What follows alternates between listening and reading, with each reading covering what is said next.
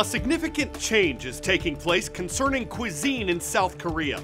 In this Asian country, as dogs have become increasingly popular as pets, activists have increasingly pressured the government to outlaw dog meat from being sold and served as food.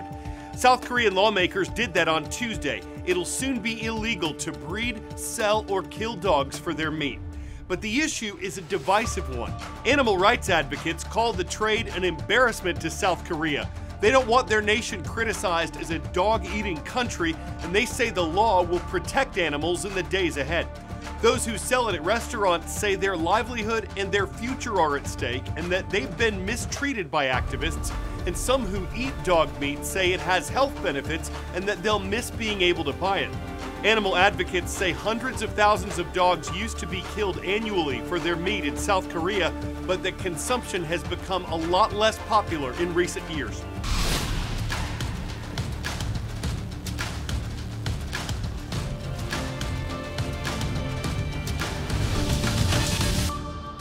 Hey everyone, thank you for watching. I'm Carl Azus. Next today on The World from A to Z, what was once one of the most peaceful nations in South America has spiraled into a state of war between the government and armed gangs. This is Ecuador. It's situated between Colombia and Peru and borders the Pacific Ocean. It's been a haven of natural beauty and a destination for environmental researchers from around the world. But in recent years, the trade of illegal drugs like cocaine has festered into violence throughout Ecuador and led to conflict between international gangs and the Ecuadorian government that's trying to restore order.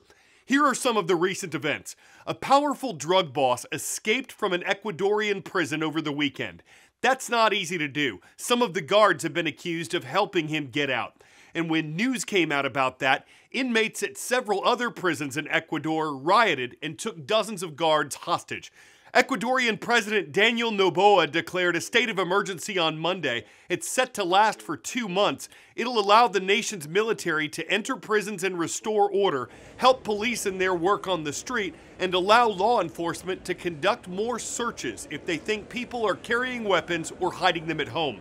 After the president's announcement, the drug gangs declared war on the government declared war on the gangs, and many civilians were locking themselves into their homes or looking to flee to other countries like the United States. Some observers are calling the situation in Ecuador a civil war, but one side effect of all this, according to the Miami Herald newspaper, is that Ecuadorians are united in trying to stop the drug trade in their country. Word of knowledge. The average human body is believed to contain about 0.2 of a milligram of gold. Where is most of it located? Heart, blood, skin, pancreas. The tiny amount of gold in our bodies is mostly in our blood, along with other metals.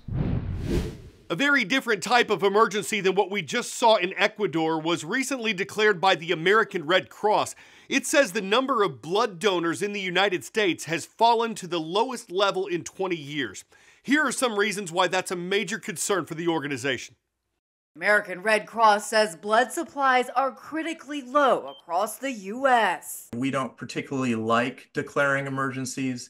We're only doing it because the need is that great. The organization's medical director says an additional 8,000 blood donations are needed each week in January to keep up with hospital demand.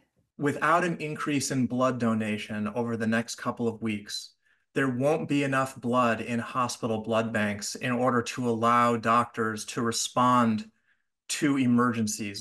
Low blood supplies impact surgeries and people with chronic diseases like sickle cell and cancer who require blood and platelet transfusions. The Red Cross says the number of people donating blood in the U.S. has fallen by about 40% over the last 2 decades, and winter weather and respiratory viruses could impact donor turnout in the weeks ahead, making the current shortage even worse. While all blood types are urgently needed, the Red Cross says they're especially in need of platelets and blood from Group O donors. There's no way to get blood from anywhere besides a donor's arm, and that blood could be used to save the life of somebody who's been in a car accident, It could be used to help save a newborn baby, or it could be used to help get a cancer patient through their treatment. For Health Minute, I'm Mandy Gaither.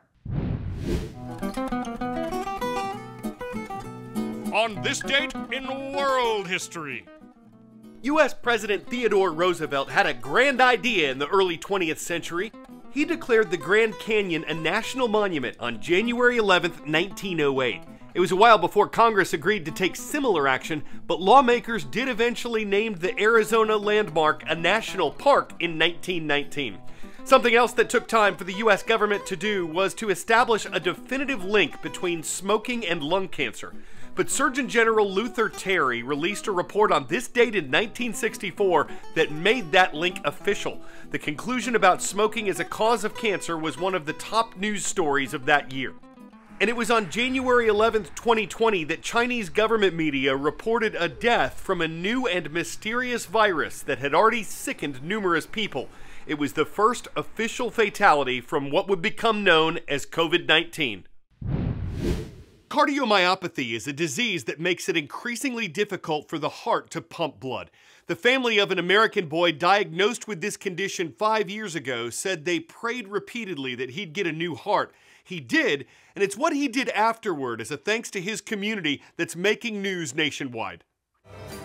In Princeton, Minnesota, 13-year-old Carter Jolson, like many teens his age, loves basketball, baseball, and football. We just sensed something wasn't right, and so he wasn't able to all of a sudden start keeping up to his teammates and peers. In 2019, Carter was diagnosed with cardiomyopathy, a condition that affects the heart muscle.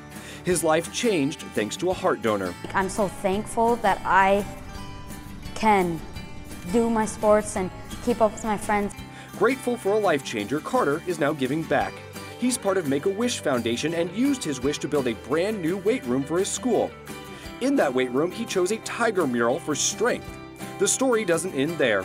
The Minnesota Vikings got word of his strength and generosity. The team invited him to practice and surprised him with 2 tickets to the Super Bowl. I was just mouth wide open. I couldn't believe what was happening. It was so surprising. I'm so thankful. A story full of heart for sure. We love hearing from you, whether it's through our shout-out request form at worldatz.org or at youtube.com/@theworldatz, where there's also that sweet subscribe button. First, from the Asian country of China, we've got the Shanghai American School watching today. Great to see everyone in Miss Sawyer's class in Shanghai. And in the Hoosier state of Indiana, hello to Mrs. Shu's class. Fishers Junior High School is online and awesome in Fishers. Forget the guy in the bear suit, the shivering humans and their polar bear plunge. This is the real thing. 2 polar bear twins born at the Toledo, Ohio Zoo, once fascinated by their own feet, are now performing feats of diving skill,